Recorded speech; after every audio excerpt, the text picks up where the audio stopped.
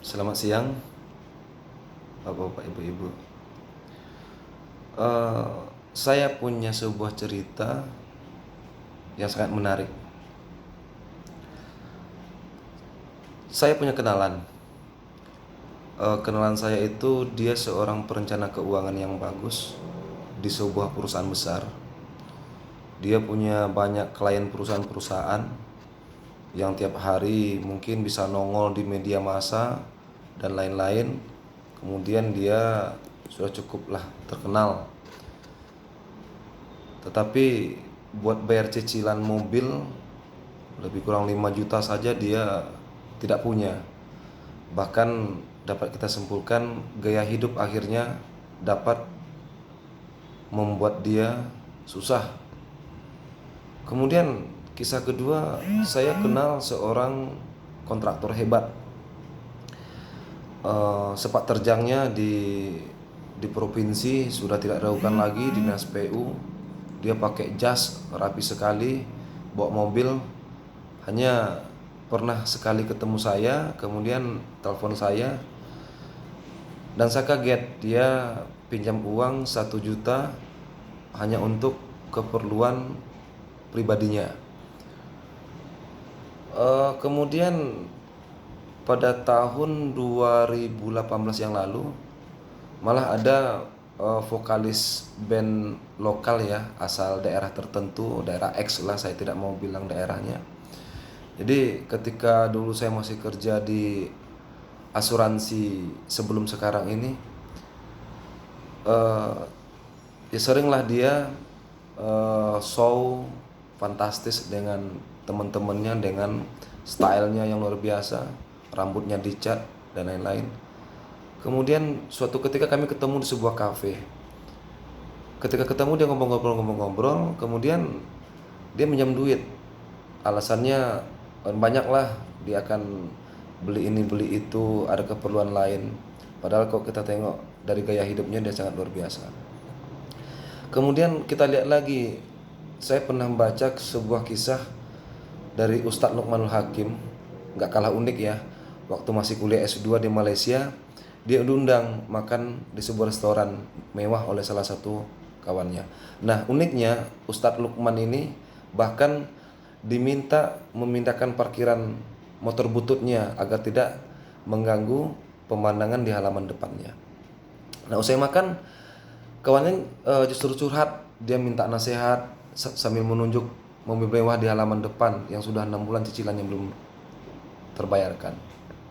Jadi pada akhirnya ya rezeki dari Allah itu pasti cukup untuk hidup, tapi tidak akan cukup untuk gaya hidup.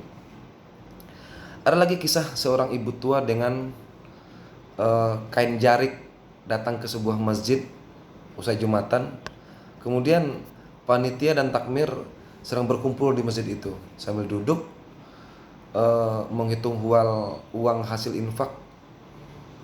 Kemudian ketika ibu itu datang dengan baju lusuh dan biasa, salah seorang dari pengurus itu berdiri, kemudian mendekati ibu sambil berkata, "Maaf Bu, di sini tidak memberikan sumbangan."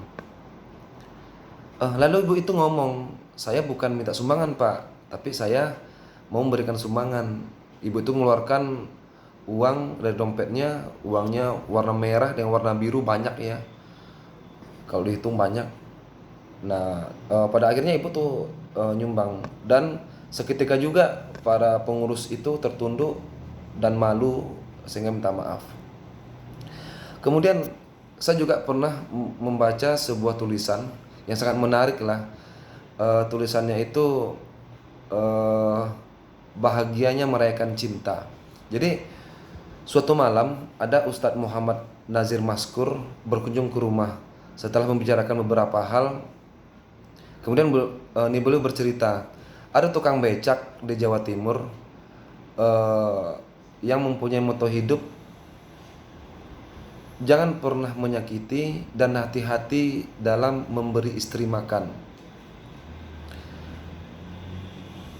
Bapak-bapak sekalian pasti bertanya ya, maksudnya jangan pernah menyakiti dan hati-hati memberi makan istri bagaimana? Ternyata ceritanya tukang becak macam ini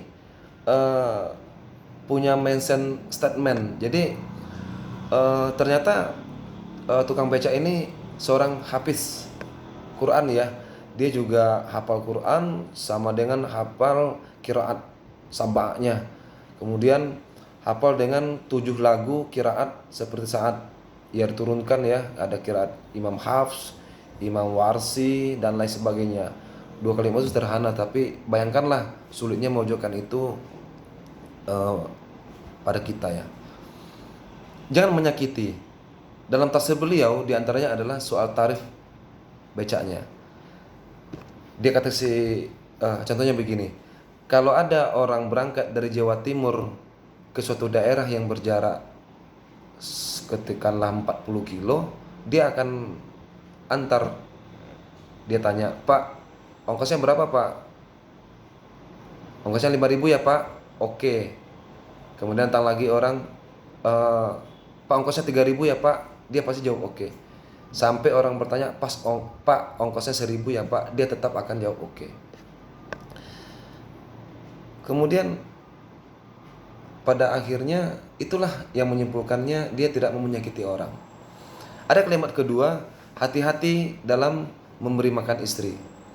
Artinya sang istri hanya akan makan dari keringat dan becak tuanya. Rumahnya berdinding gede, istrinya berjualan gorengan. Kita stop dulu.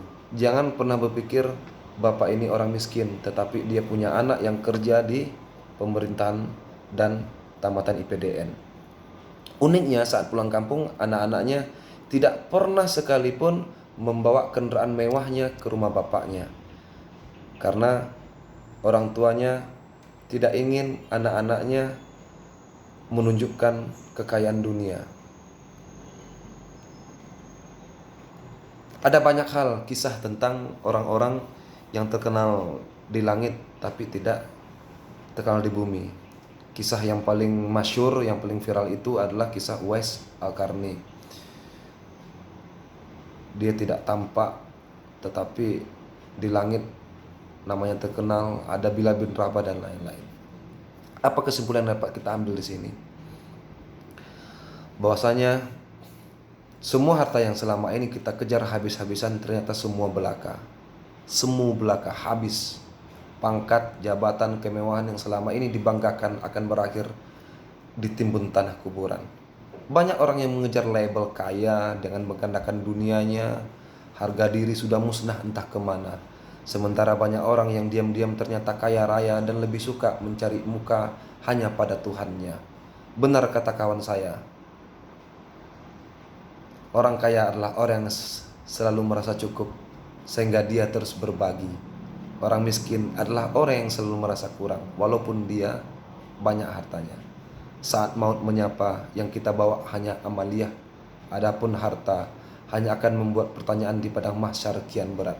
Semoga Allah menolong kita. Allahu a'lam bishawab. Assalamualaikum warahmatullahi wabarakatuh.